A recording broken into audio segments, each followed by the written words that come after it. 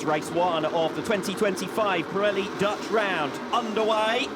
Good start from Nicolo Bulliger from the middle of the front row. Flying start as well from the second row. The grid from Andrea Locatelli will get amongst the Ducatis into the first turn. Petrucci's coming from a distance back as well. Bautista circumspect on the way towards turn one. He then cuts back to the inside line and makes back a couple of early lost positions. Sam Lowe's down to fourth place then, going side by side around the outside of Alvaro Bautista through the northern loop. Has done well to hang on in there. They'll come into the slow left-hander of turn five, and it's Andrea Locatelli who cuts his way through from the second row of the grid. He will lead Nicolo Bulliger, and now onto the high-speed sprint towards the Weinschlang. 280 kilometres an hour through here as Bulliger tries to recover and does so. Bulliger hits the front then from Locatelli in second. Sam Lowe's relegated to third. Alvaro Bautista fourth. Then it's Petrucci. And for now, Toprack Razgatlioglu has not been able to make too much progress. In fact, he's lost positions. He's now down to 8th place. Bulliger who leads us as Razgatlioglu has another go now down the inside this time of Axel Bassani and gets it done in front of the Geert Timmer stand at the end of lap number one. So it's Bulliger leads. He's half a second already clear of Andrea Locatelli. Then it's Sam Lowe's. Alvaro Bautista losing out to Danilo Petrucci, trying to get back to the inside to recover that fourth place, and does so across the curb spectacularly from Alvaro Bautista. Looked like maybe just a little bit of a bobble there for Bautista coming out of the chicane, and maybe just costing that bit of momentum and left him vulnerable there from Petrucci. Through turn five they come, an overtaking hotspot. Petrucci half the way alongside Bautista, but through here Bautista's particularly strong. The exit through the Weinschlang we saw a couple of years ago. He made plenty of passes when he needed to through there, and Bautista sprints away from Petrucci. Razgatlioglu now has got in front of the two Bemotors, Lowe's and Bassani, both in his way, because Petrucci is aggressive on Bautista, moves him out of the way. That will open the door now to Razgatlioglu to carry his momentum through Steckenwald and through towards turn number 9. But Bautista defends that line as the two Bemotors scrap it out behind him for 7th.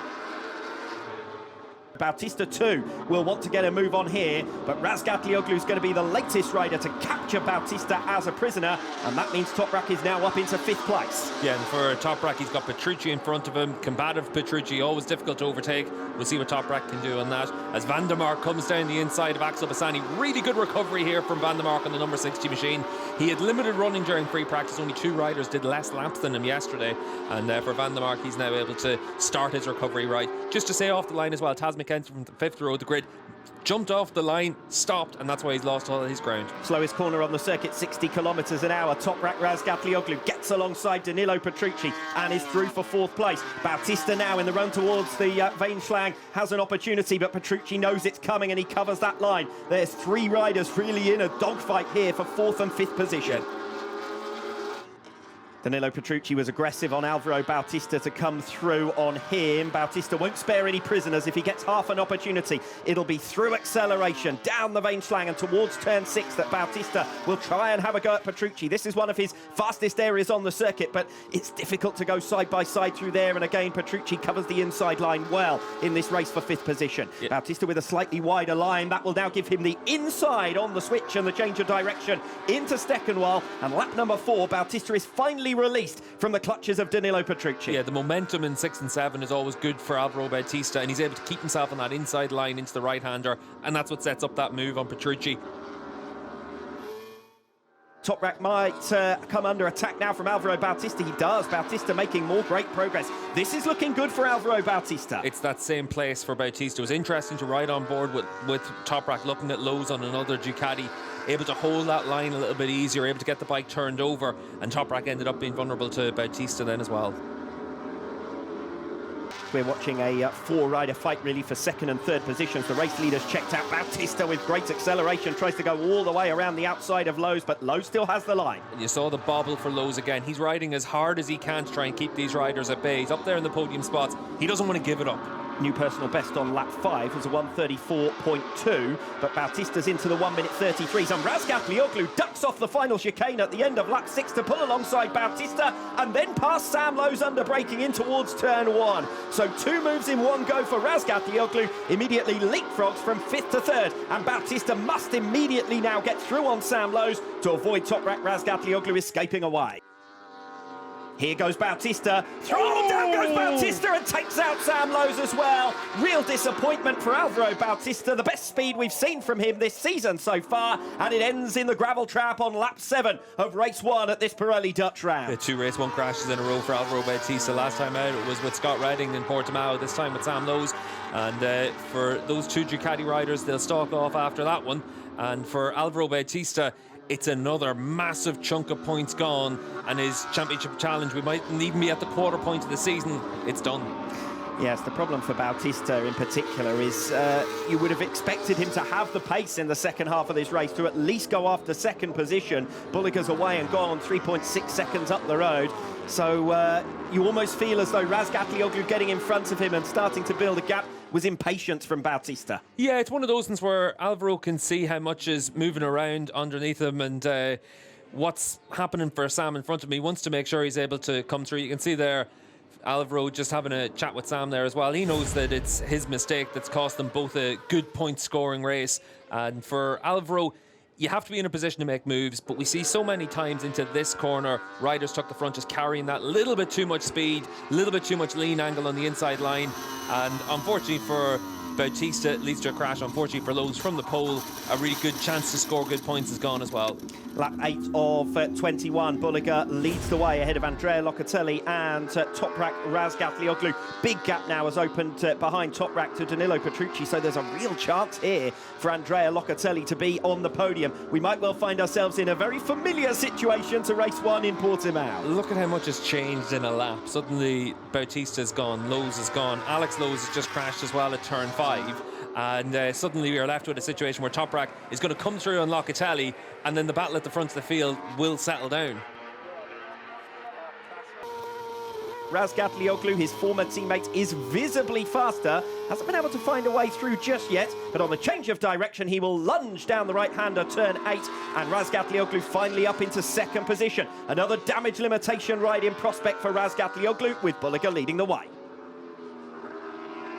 Is there a move for a jab into turn 5 here on lap 13? There is! Razgatlioglu has to stand up the bike as he sees his former Yamaha teammate Andrea Locatelli make his way through. Razgatlioglu will want to answer immediately back as they come down the Weinschlang. He's got the top speed advantage, but he can't get through into turn 6. And Locatelli's made that move very nice and early on lap 13.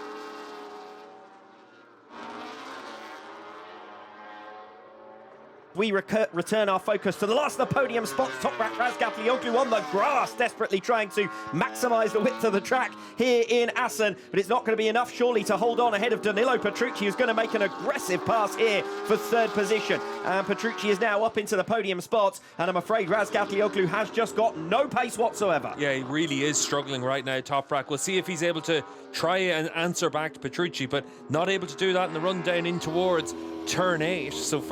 Turn 9. So for Toprack, this is a big moment for him. He needs the podium. He needs those extra points. Yeah, remember here in Assen last year, started the weekend in sluggish fashion before picking up later on. And perhaps he will turn his focus to better tracks still to come on this calendar. But the problem is that Nicolo Bulliger is maximising his advantage here, stretching away at the head of the field. Razgatlioglu trying to answer back. This is for third position against Petrucci. Further back, I can tell you, Iker Lecuona has come through now on Michael van der Mark. That's for 5th spot as we watch these two go head-to-head for 3rd and 4th positions. Razgatlioglu with the tighter line coming off the chicane. Turn 18, he's alongside Petrucci. Back into turn 1, heaviest braking zone on the circuit. 190 metres stopping distance from 5th gear down to 2nd for turn 1. And Razgatlioglu makes best use of that heavy braking zone back through into 3rd. Petrucci already made his way once through on Razgatlioglu, only to lose the position. He's trying to get it back definitively now on lap 19, and he's closed nose to tail for 3rd position. Petrucci on the inside of Razgatlioglu, the bike quivering under braking. Petrucci's got it done with a block pass. Razgatlioglu tries to cut back, but he's now stuck on the outside of the circuit, and 3rd place belongs to Danilo Petrucci. Yeah, good move from Petrucci. Toprack trying to tough it out with him, but Petrucci knew what he had to do. That move was set up a few corners earlier just by the fact that he could see Razgatlioglu was struggling. Bassani tries to recover against Xavi Vieque, a little bit too desperate, clips the back of him, and down he goes, ruining what's been his best race with Bermoto thus far. Yeah, and for Bassani, that's a real shame. He's going to qualify in the second row of the grid for the Superpole race, but crashing out of that position takes him out from decent points-paying finish. Nicolo Bulliger utterly dominated in Phillip Island first time out. He suffered 3 defeats in Portimao a fortnight ago. He's back to winning ways. It was 3-all coming into Assen. It's now 4-3 in terms of victories in favour of Bulliger over Toprack Razgatlioglu, and Toprack will miss out on the podium places altogether. Andrea Locatelli second, beats Danilo Petrucci as he did in race 1 in Portimao 2 weeks ago, and Toprack Razgatlioglu can only take 4th place.